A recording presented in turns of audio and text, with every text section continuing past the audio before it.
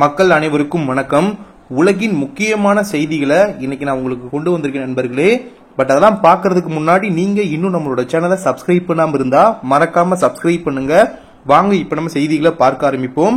முதல் செய்தியை நம்ம பார்க்க போறது இந்தியா அமெரிக்கா தொடர்பான செய்தி தான்.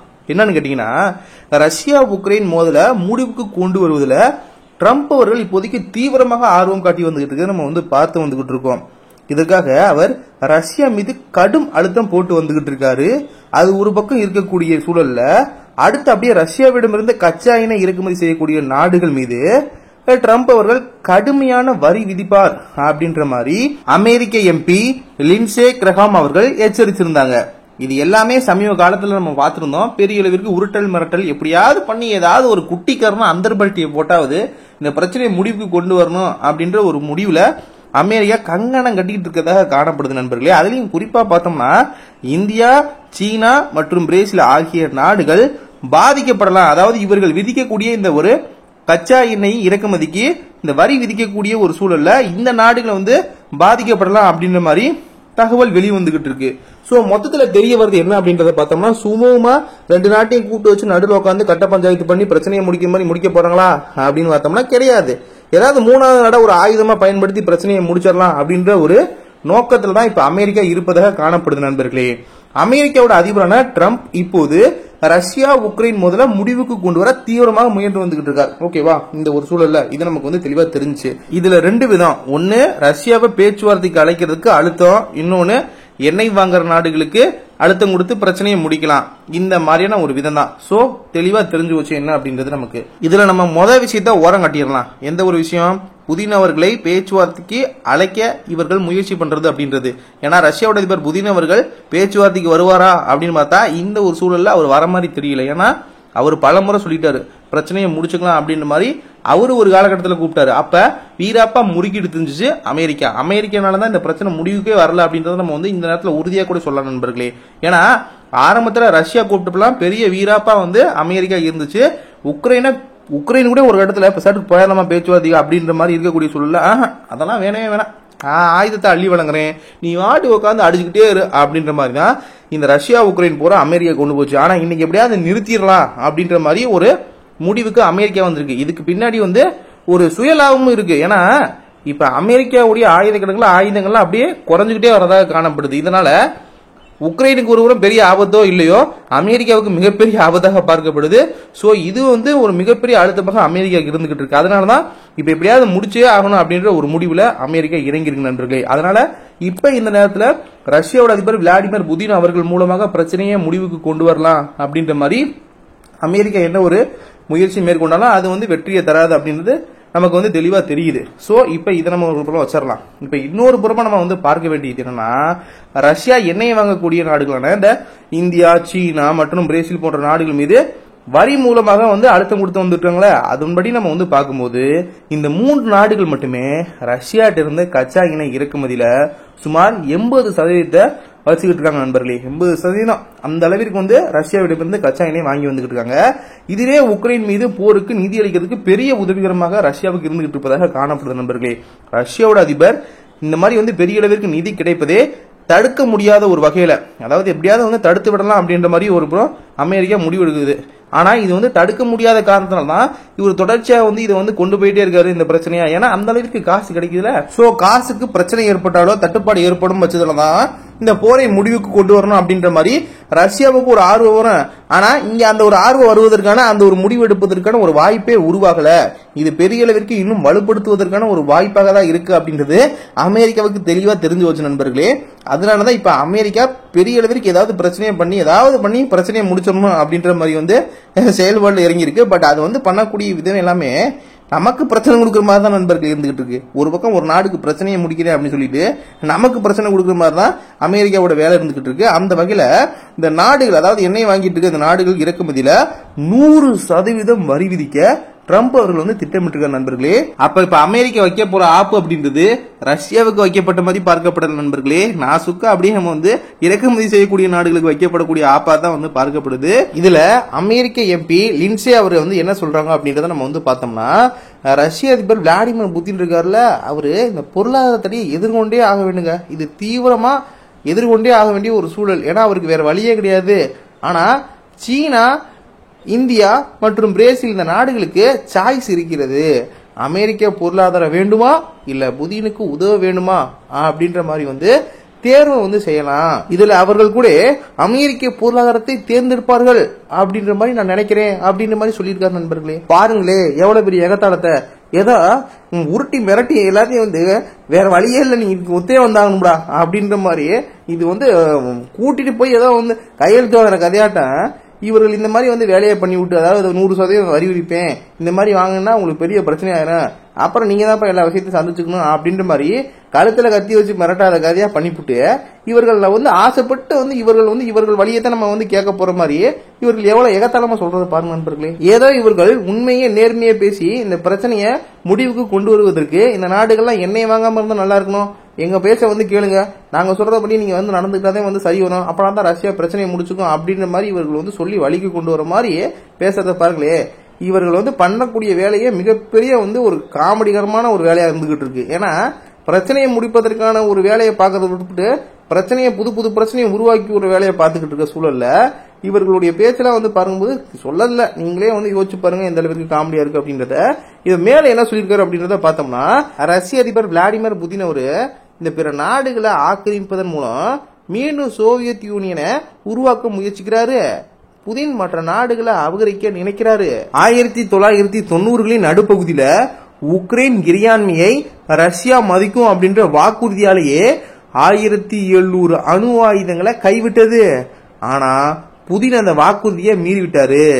புதின் நிறுத்த போறதே இல்ல, யாராவது ஒருவர் தலையிட்டு புதினை நிறுத்த வைங்கப்பா அப்படின்ற மாதிரி கெஞ்சக்கூடிய வகையில இருக்கு நண்பர்களே.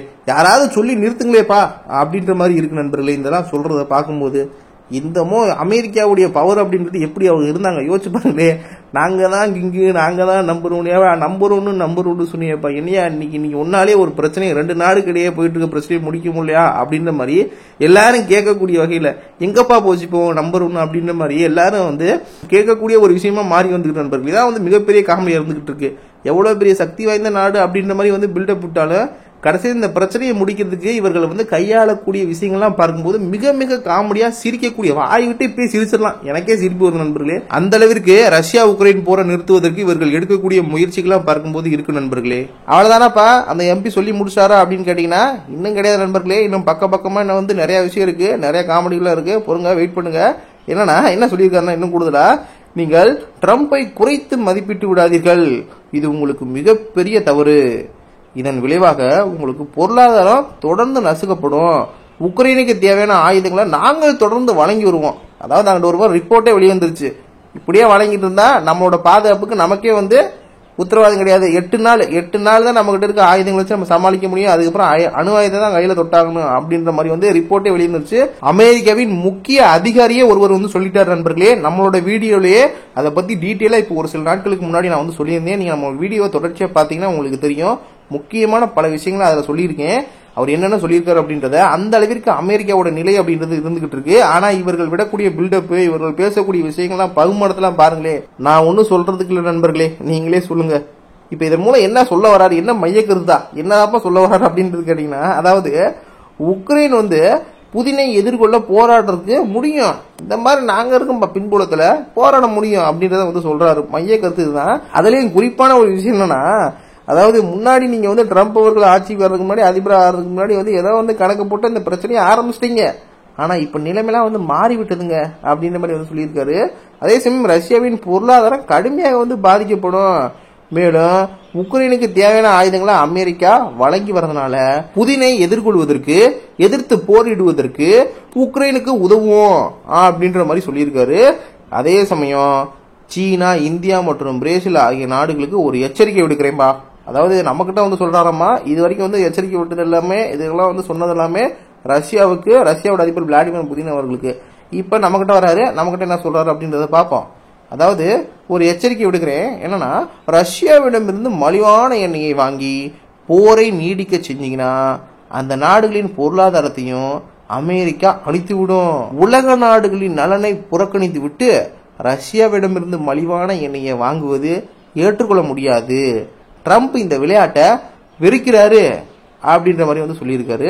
மேலும் புதின் உடனடியாக பேச்சுவார்த்தைக்கு வர வேண்டும் என்றும், இல்லை என்றால் மோசமான அழிவை சந்திக்க நேரிடும் அப்படின்ற மாதிரி சைடுல அப்பப்ப குறிப்பிட்டுக்கிறாரு. இங்க பாருங்க நண்பர்களே, அதாவது ஏங்க எனக்கு 250 எனக்கு 250 எனக்கு 250 அப்படின்ற மாதிரியே இங்க ஒரு பக்கம் மற்ற நாடுகளுக்கு மிரட்டல் எடுத்துக்கிட்டு இருக்கும்போதே இவர்கள் சைடுல கேப்ப எங்க புதினை வர சொல்லுங்க அப்படியே அதாவது தூரத்துல இருந்து பார்க்கும்போது வடிவேல் அவர்களுடைய காமெடியில் நம்ம வந்து பார்த்திருப்போம். அப்படியே ஆக்சன் தூரத்துல இருந்து பார்க்கும்போது பார்ப்பா அண்ணன் எப்படி மிரட்டிக்கிட்டு இருக்காரு, அடிச்சு நொறுக்கி போடுவார் போலையா அப்படின்னு நம்ம நினைச்சிட்டு இருப்போம். நீ மட்டும் போ தெய்வமே உன்னை தேடி வரும் அப்படின்ற மாதிரி கதையாத்தான் இங்கிட்ட நம்மளை வந்து நம்ம கிட்ட வந்து மிரட்டுற மாதிரி வந்து சொன்னாலும், அந்த மாதிரி தோணியில சொன்னாலும் இவர்கள் பின்புலம் பிரச்சனையை முடிச்சுங்கப்பா எங்களால முடியலையப்பா அப்படின்ற மாதிரி கெஞ்சக்கூடிய வகையில தான் இவர்களுடைய நிலைமை அப்படின்றது இருந்துகிட்டு இருக்கு. இதை நம்மளே சொல்ல நண்பர்களே, அமெரிக்கால இருக்கக்கூடிய முக்கியமான அதிகாரி ஒருவரே ரிப்போர்ட்டை வெளியிட்டாரு. சோ மொத்தத்துல இப்ப போற முடிக்கணும் ஆர்வம் காட்டுறது ஒரு புறம் ரஷ்யாவோ கிடையாது, உக்ரைனோ கிடையாது, அமெரிக்கா தான். ஏன்னா அமெரிக்காவிற்கு போரை முடிக்க வேண்டியது கட்டாயம். இந்த இரு நாடுகளுக்கு போரை முடிவுக்கு கொண்டு வருவது அப்படின்றது இப்போதைய சூழ்நிலையில் பிரச்சனையை முடியணும் அப்படின்ற ஒரு காரணம் மட்டும்தான். யாரு? ரஷ்யா உக்ரைன் அப்படின்ற இந்த இரு நாடுகள் பிரச்சனையை முடிவுக்கு கொண்டு வரணும் அப்படின்ற ஒரு காரணத்துக்காக தான் போரை முடிக்கணும் அப்படின்னு அவர்கள் சொன்னா இருக்கும். ஆனா அமெரிக்கா போரை முடிக்கணும் அப்படின்னு சொன்னா அதுக்கு பின்னாடி பல பிரச்சனைகளை அமெரிக்கா சந்திச்சுக்கிட்டு இருக்கு. அந்த அமெரிக்கா பல பிரச்சனைகளை சந்திக்கிறது தப்பிக்கிறதுக்கு தான் போரை முடிவுக்கு கொண்டு வரணும் அப்படின்ற மாதிரி வெளியில பெரிய அளவிற்கு பில்டப் விட்டு உருட்டல் மிரட்டல வந்து விட்டுக்கிட்டு இருந்தாலும் அங்கிட்டு ஒரு புறம் பெரிய அளவிற்கு பாதிப்பை சந்திச்சுட்டு பயந்துகிட்டு இருக்கு அப்படின்றதா ஒரு நிதர்சனமான உண்மையா இருந்துகிட்டு இருக்கு நண்பர்களே. அடுத்த செய்தியா இந்தியா, சீனா, சவுதி அரேபியா தொடர்பான செய்திதான் நண்பர்களே. அதாவது நம்ம நாட்டை சீந்தி வர ஒரு வேலையாவே சீனா ஒரு வேலையை தனியா வச்சுக்கிட்டு இருக்கு. இங்கிட்டு ஒரு புறம் கையை கொடுக்குது, அங்கிட்டு ஒரு புறம் காலை பிடிக்குது, இங்கிட்டு ஒரு புறம் பிரச்சனையை பண்ணுது. என்னடா நீ மனுஷனாடா, உன்னையெல்லாம் புரிஞ்சுக்கவே முடியலடா அப்படின்ற மாதிரியே சீனாவுடைய வேலையெல்லாம் இருந்துகிட்டு இருக்கு நண்பர்களே. தற்போதைக்கு சீனா எடுத்திருக்க ஒரு முடினால நம்ம நாட்டுக்கு பெரிய அளவுக்கு பாதிப்பை ஏற்படுத்தக்கூடிய சூழல் வந்து உருவாகியிருக்கு. அப்படி என்னப்பா அப்படின்னு கேட்டீங்கன்னா, அதாவது சீனா நம்மளுடைய முதுகில் குத்திய நிலையில சவுதி அரேபியா, மொராக்கோ உள்ளிட்ட நாடுகள் நம்ம நாட்டுக்கு உதவி செய்ய முன் வந்திருக்காங்க. இதை பத்தி ஒரு விவரமான தகவலை தான் இப்ப நம்ம பார்க்க போறோம். அதாவது பாகிஸ்தானை போல நாம் இன்னொரு அண்டை நாடான சீனாவும் நம்ம வந்து பகைச்சு வந்துகிட்டு இருக்கு. பகைமை தான் வந்து பாராட்டிக்கிட்டு இருக்கு. நம்ம கூட நம் நாட்டுக்கு எதிரான சதி வேலையை தொடர்ந்து ஈடுபட்டு வரதான் சீனாவுக்கு ஒரு மிகப்பெரிய வேலை, அதுவும் வந்து பிடிச்சமான ஒரு வேலையா இருந்துகிட்டு இருக்கு. தற்போது கூட நம்ம நாட்டோட எல்லை பகுதி அருகே சீனா 14.6 லட்சம் கோடி ரூபாய் மதிப்பீட்டுல பெரிய அணை கட்ட தொடங்கி இருக்கு.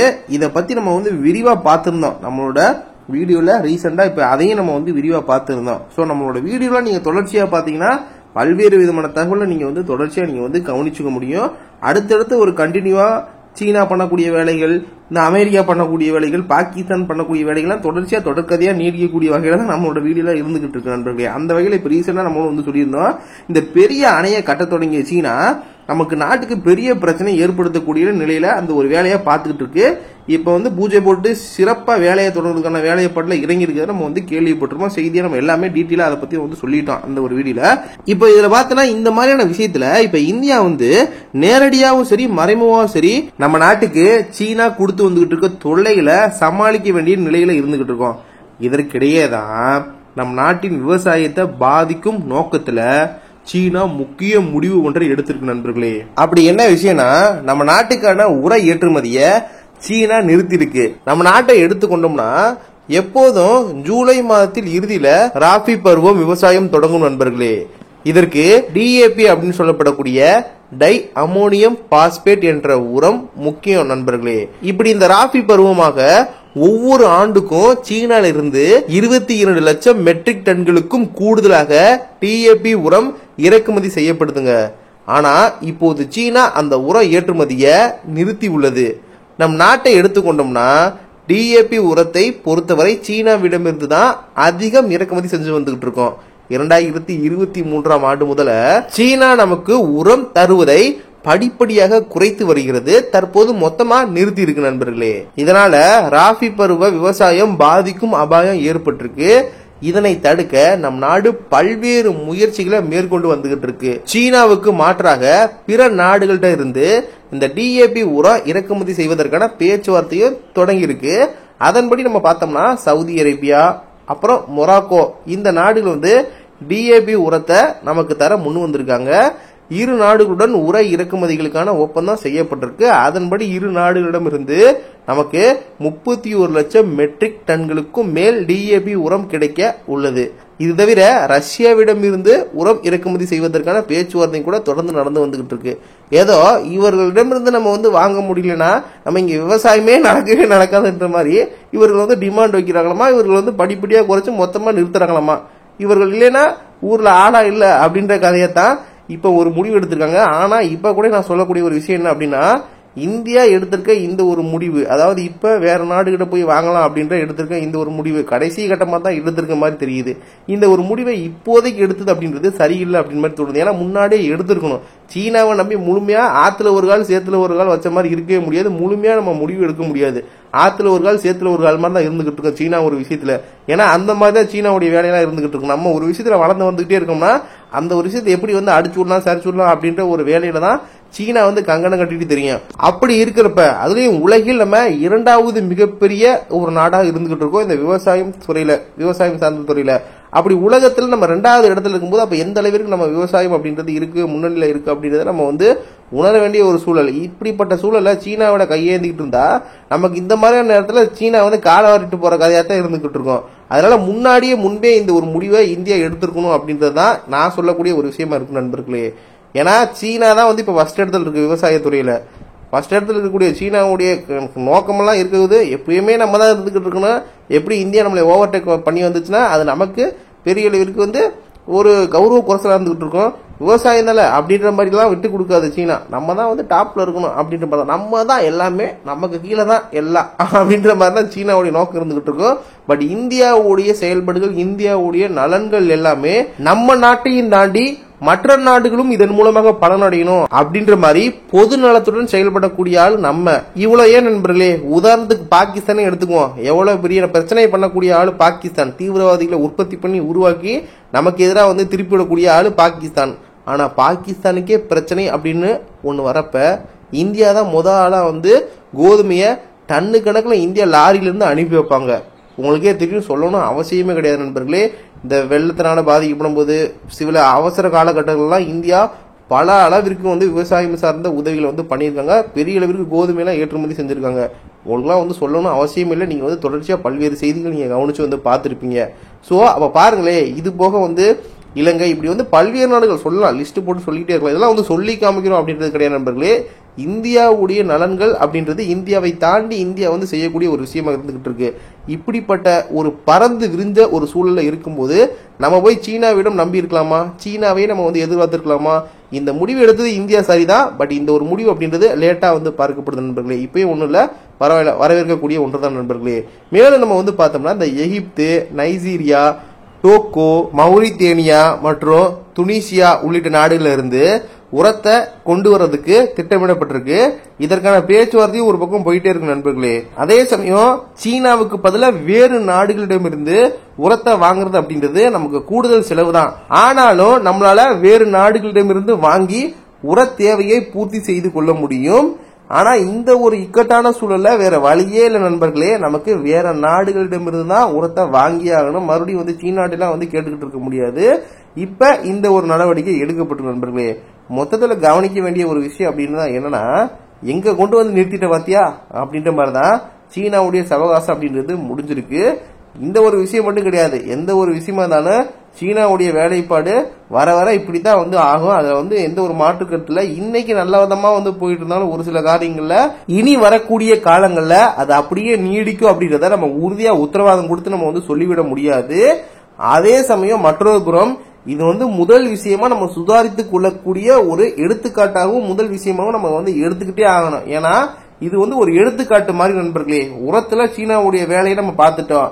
இப்படியே நம்ம புரிஞ்சுக்கிட்டோம்னா அடுத்து ஒவ்வொரு விஷயத்தில இருந்து நம்ம சீனா விட்டு விலகிறதுக்கு முன்னாடி, சீனா நமக்கு தரமாட்டேன்னு சொல்றதுக்கு முன்னாடியே நம்மளே உன்னோட பொருள் எனக்கு தேவையில்லை, நீயே வச்சுக்க, வேற பக்கம் நீ வித்துக்க அப்படின்றத நம்ம தெளிவா சொல்லிட்டோம்னா ஒவ்வொரு விஷயத்திலையும் அது நிச்சயமாக நமக்கு மிகப்பெரிய நன்மை தான் அளிக்கும். ஏன்னா கடைசி நேரத்தில் நமக்கு ஒண்ணுமே கிடைக்கல அப்படின்னு சொல்லி நம்ம யோசிச்சுக்கிட்டு இருக்கிறதுக்கு மிகப்பெரிய பிரஷரை போட்டுக்கிட்டு இருக்கிறதுக்கு பதிலா நம்ம இப்பவே முடிவெடுத்துட்டு வேணான்னு ஒதுக்கிட்டு மற்ற உலக நாடுகளிலிருந்து வாங்குவதோ இல்லை வேறு ஒரு மாற்று வழியை தேடுவதோ சிறந்தது அப்படின்னு நம்ம சொல்லலாம். மெயினா நான் சொல்லக்கூடிய ஒரு விஷயம், என்னுடைய கருத்து என்ன தெரியுமா நண்பர்களே, மற்ற உலக நாடுகளிடமிருந்து நம்ம வந்து எவ்வளவு வாங்கினாலும் அது எப்பயும் நமக்கு நிச்சயம் நிறைவை தரவே தராது நண்பர்களே. ஏன்னா நமக்கு தேவையான ஒண்ணை நம்மளே தயாரித்துக் கொள்ளும் போதுதான் நம்ம அந்த ஒரு விஷயத்துல சுதந்திரம் அடைய முடியும். அது நம்மளோட தேவைக்கும் பயன்படுத்தி கொள்ள முடியும், நம்ம வெளிநாடுகளுக்கும் ஏற்றுமதி பண்ண முடியும். சோ அந்த மாதிரி நம்ம வந்து ஒவ்வொரு விஷயத்தையும் தன்னிச்சையாக வந்து செயல்படும் போது, அதாவது தன்னிறைவு அடையும் போதுதான் நம்ம எந்த நாடுகளையும் எதிர்பார்க்க வேண்டிய அவசியம் இல்லை. அதற்காக இப்பவே நம்ம வேலைகளை ஒவ்வொரு விஷயத்தையும் வந்து ஸ்டார்ட் பண்ணணும். எந்தெந்த விஷயத்துல நம்ம வந்து தண்ணீர் வேலையில இப்ப நம்ம உர தேவை அப்படின்றது இருக்கு.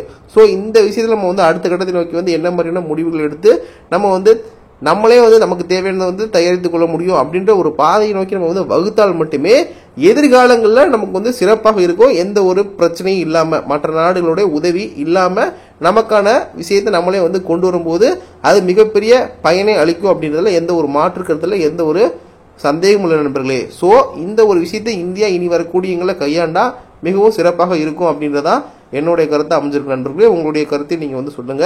அதே சமயம் இந்த வீடியோவை பற்றிய உங்களுடைய கருத்து, உங்களுக்கு என்ன தோணுது அப்படின்ற எல்லா விஷயத்தையும் நீங்க வந்து கமெண்ட்ல சொல்லலாம். இந்த வீடியோ அவ்வளவுதான் முடிஞ்சிருச்சு. நாளைக்கு இது போன்ற ஒரு முக்கியமான செய்திகள்லாம் நான் உங்ககிட்ட கொண்டு வந்து சேர்க்கிறேன். அதனால நீங்க பண்ண வேண்டிய ஒரு விஷயம் என்னன்னா, நம்மளோட சேனலை மறக்காம சப்ஸ்கிரைப் பண்ணி வச்சுக்கோங்க. நான் கண்டிப்பா உங்களுக்கு பல்வேறு விதமான செய்திகளை திரட்டி ஒன்றாக ஒரே வீடியோல நான் உங்களுக்கு வந்து கொண்டு வந்து சேர்த்துருவேன். ஸோ அதனால சப்ஸ்கிரைப் பண்ணிக்கங்க. நாளைக்கு இன்னொரு புது வீடியோல நான் உங்ககிட்ட வந்து பேசுறேன். நன்றி நண்பர்களே. ஜெய்ஹிந்த்.